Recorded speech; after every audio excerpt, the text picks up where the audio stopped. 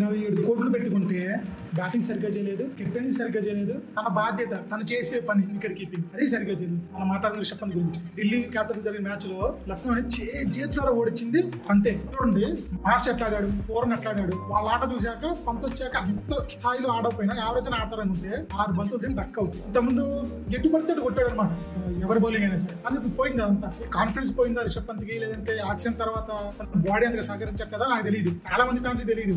కానీ ఆట తీరు మాత్రం పడిపోయింది అంతవరకు కన్ఫర్మ్. టెస్టుల్లో ఏమవుతుందంటే టెస్టుల్లో మనకి ఫీల్డింగ్ సెటప్ వచ్చేసరికి లోపే ఎక్కువ మంది ఉంటుంది, దాట ఎక్కువ మంది ఉండరు. కాబట్టి తను ఇన్ఫీల్డ్ ని దాటిస్తే బౌండరీ వెళ్ళిపోతే తను బాగా ఆడుతున్నాడు. వన్డేలు T20 అలా కాదు, దాంతో అది చాలా దెబ్బేస్తుంది పంత్ మీద. అది మనకి క్లియర్ కనిపించింది మ్యాచ్ లో. 27 కోట్లు పెట్టి కొన్న ప్లేయర్ అలా ఆడుతుంటే సంజీవ్ గోయల్ ఏం చేస్తాడు చూడాలి. ఎందుకంటే రాహుల్ ని గ్రౌండ్ లో ఓడిపోగానే ఎలా మాట్లాడి మనం చూసాం కదా, ఏమన్నాడో మనకు తెలియదు. కానీ తను మాట్లాడితే ఏంద్రీ ఆడేది తిట్టినట్టే ఉందన్నమాట. మరి పంత్ ఇలా ఆడుతున్నాడు, నెక్స్ట్ ఆయన ఏం చేస్తాడు చూడాలి. ఈ మ్యాచ్ లో మాత్రం నేను కెప్టెన్సీలో పంత్, అక్షర్ పటేల్ ఇద్దరితో పోల్చుకుంటే అక్షర్ పటేల్ కి ఎక్కువ మాట్లాడాను. ఫస్ట్ హాఫ్ అక్షర్ పటేల్ పెద్దగా చేయలేదు కెప్టెన్సీ, సెకండ్ హాఫ్ లో మంచిగా ఫీల్డ్ సెటప్ కానీ మొత్తం చాలా బాగా చేశారు. బ్యాటింగ్ కూడా పర్వాలేదు. సో బ్యాటింగ్ లో కూడా ఈ మ్యాచ్ వరకు అక్షర్ పటేల్ కి పాయింట్ వెళ్ళింది అనమాట. ఈ లెక్క wicket keeping bowling Axar Patel చేసేది, వికెట్ కీపింగ్ చేసేది రిషబ్ పంత్ వికెట్ కీపింగ్ కూడా ఫెయిల్ అయ్యింది. ఎక్కడ ఫెయిల్ అయ్యాడంటే ఈ మూమెంట్ లో మిగతా అన్ని వదిలేసినా సరే, మ్యాచ్ వదిలేసినా ఎవడు పట్టించుకోడు. కానీ గెలవాలనే మూమెంట్ లో కనుక ప్లేయర్ నేనున్నానని చూపించుకోవడానికి గెలుపుకి సహకరిస్తే తను సక్సెస్ అయినట్టు చెప్తాం. కానీ ఈ మ్యాచ్ లో లక్నో గెలిపించే పనిలో కూడా పంత్ ఓడిపోయాడు. లాస్ట్ ఓవర్ లో రోహిత్ శర్మ బ్యాటింగ్ చేసినప్పుడు షాబాజ్ అహ్మద్ బౌలింగ్ వచ్చింది, మంచి డెలివరీ చేశాడు. దాన్ని ముందుకు వచ్చి ఆడబోయిన రోహిత్ శర్మ మిస్ అయ్యాడు. చూసే ఉంటారు అందరూ. దాన్ని పట్టుకొని స్టంపింగ్ చేస్తే మ్యాచ్ ఓవర్, లక్నో గెలిచేసింది. ఆ పని చేయలేకపోయాడు అంతే, వదిలేసాడు.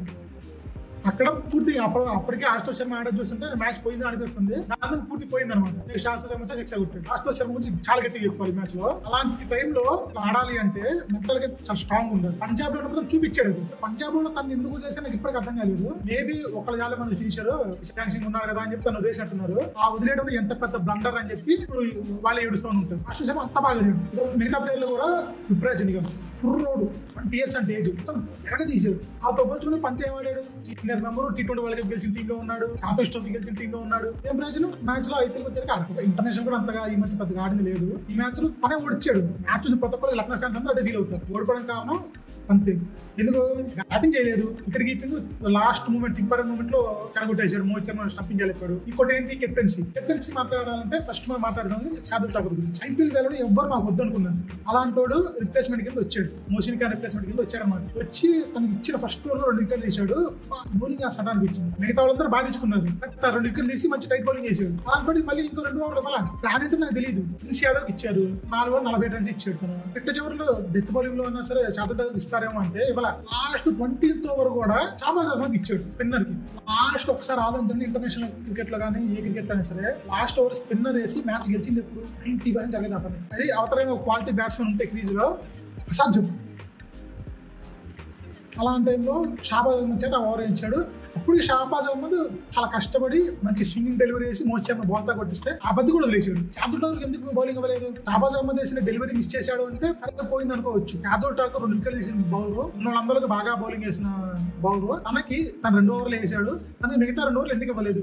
ఈ క్వశ్చన్ ఆన్సరే లేదు. జైర్ ఖాన్ కూడా మ్యాచ్ మధ్య 2 సార్లు వచ్చాడు డ్రింక్స్ తీసుకొని. అప్పుడన్నా పంతకి చెప్పాలి కదా, ఒరే బాగేస్తాడు వాడు గీరా అని చెప్పి. తను ఏం చెప్పలేదు. శార్దుల్ ఠాకూర్ ఏం దెబ్బ తగిలిందేమో తెలియదు, నాకైతే కనిపించలే. తను గ్రౌండ్ లో ఆడుతున్నాడు.